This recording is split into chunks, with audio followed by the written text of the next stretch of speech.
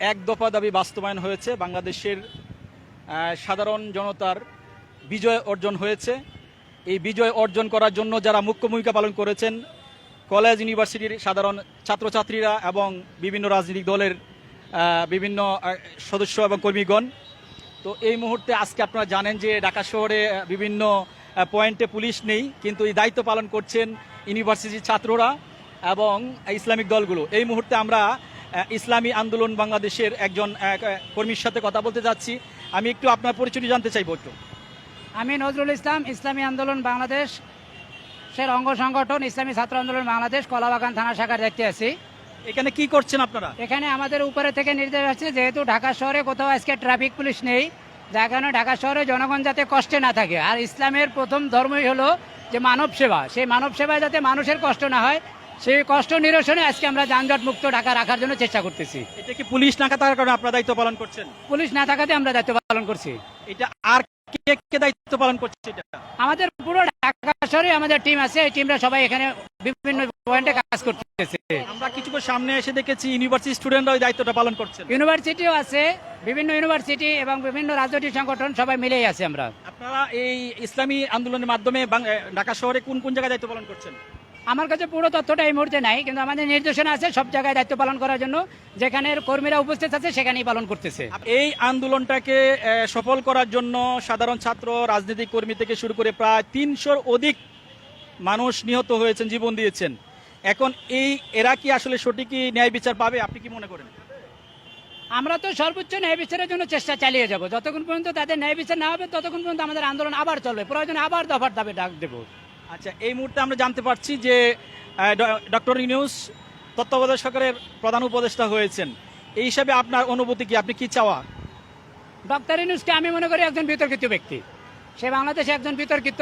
আমরা কোনো বিতর্কিত ব্যক্তিকে উপদেষ্টা হিসেবে চাই না। আমরা চাই যিনি নির্ভেজাল, একদম সাধারণ ছাত্র এবং সাধারণ মানুষের চাওয়া তো ডক্টর ইউনূসকে। সাধারণ ছাত্র যে যার অবস্থান থেকে স্বাধীন বাংলাদেশ তার স্বাধীনতা ব্যক্ত করছে।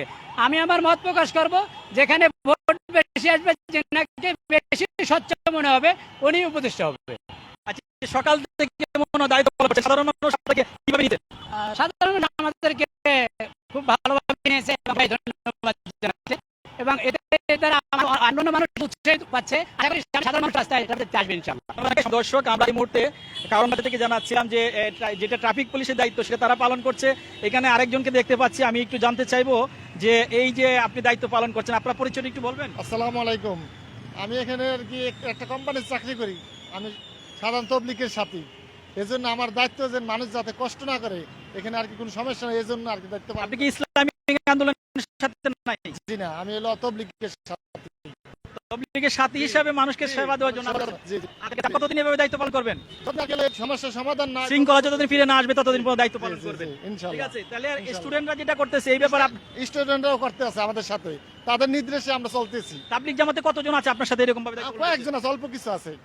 আপনি একজন তাবলিগের সাথী হিসাবে আরো যারা আছে, আপনারা তো টঙ্গীতে বা বিভিন্ন জায়গার মধ্যে দায়িত্ব পালন করে থাকেন, আপনারা এটাকে কেন্দ্রীয় ভাবে যারা আছে তাদেরকে কি আপনারা আহ্বান করতে পারেন কিনা? এটা আহ্বান কিছু কিছু জায়গায় আছে, ওটা সঠিক আমার যে তথ্য জানা নাই।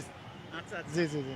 আচ্ছা, যাই হোক, ধন্যবাদ আপনাকে। আমরা এই মুহূর্তে দেখছিলাম যে আসলে তাবলিগের সাথে ইসলামিক দলগুলো এবং পাশাপাশি সাধারণ ছাত্ররাও দায়িত্ব পালন করছে। আমি একটু আপনার কাছে জানতে চাইবো, আসলে এই যে সাধারণ ছাত্র, তাবলিগের সাথী এবং ইসলামিক আন্দোলনের কর্মীরা এইভাবে সড়কের শৃঙ্খলা ফেরানোর জন্য কাজ করছে, এই বিষয়ে আপনি কি বলবেন একটু? আসসালামু আলাইকুম। আল্লাহ যা করে ভালোই করে, বুঝছেন।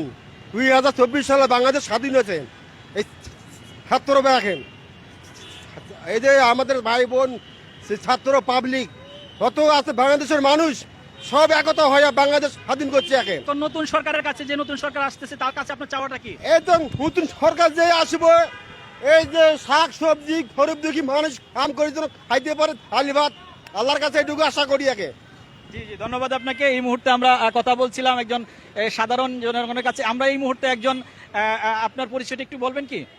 আমরা যাদের কাছে কথা বলছিলাম, দেখুন এই যে রাস্তার মধ্যে সাধারণ মানুষের সাথে একাকার হয়ে গেছে ছাত্র জনতা, পাশাপাশি ইসলামিক কর্মীরা যারা সড়কের শৃঙ্খলা পালন করার জন্য মূলত এই দায়িত্ব পালন করছে। যেই দায়িত্বটি পালন করার কথা ছিল ট্রাফিক পুলিশের, কিন্তু একটা অবস্থায় আপনারা জানেন যে প্রশাসনের মধ্যে গতকালকে থেকে শুরু করে বিরাট একটা বিঘ্ন ঘটেছে। সেই বিঘ্ন ঘটার পর থেকে এই সাধারণ ছাত্ররা এবং ইসলামিক দলগুলো, এবং আমরা একটা নতুন একটা বিষয় পেয়েছি যেটা তাবলিগের সাথী। তাবলিগের সাথী যারা স্বইচ্ছায় স্বেচ্ছায় এখানে আসছে মানুষের শৃঙ্খলা ফেরানোর জন্য এবং কাজ করছে এরকমভাবে। আসলে সত্যি সবাই মিলে দেশটাকে পুনর্ভাবে গঠন করার জন্য, দেশটাকে শৃঙ্খলা আনার জন্য, দেশটাকে উন্নতি করার জন্য এখানে সকলে এক বাক্যে নেমে গেছে। এটা সত্যিকার অর্থে দেশ আসলে ভালো লাগার বিষয়। আমরা বিশ্বাস করি এই বাংলাদেশে একটা পরিবর্তন আসবে, নতুন করে প্রত্যেকটা মানুষের মনের মধ্যে যে কথা বলার স্বাধীনতা, ঠিক আছে, এবং মত প্রকাশের স্বাধীনতা যেটাকে বলা হয়, এবং সকলে যে চাওয়া পাওয়াগুলা, ভোটের স্বাধীনতায় সকল কিছু চলে আসবে। আমরা বিশ্বাস করি এই যে নতুন সূর্য উদয় হয়েছে, এই নতুন সূর্য উদয়ের মাধ্যমে দেশের সকল মানুষ উপকৃত হবে।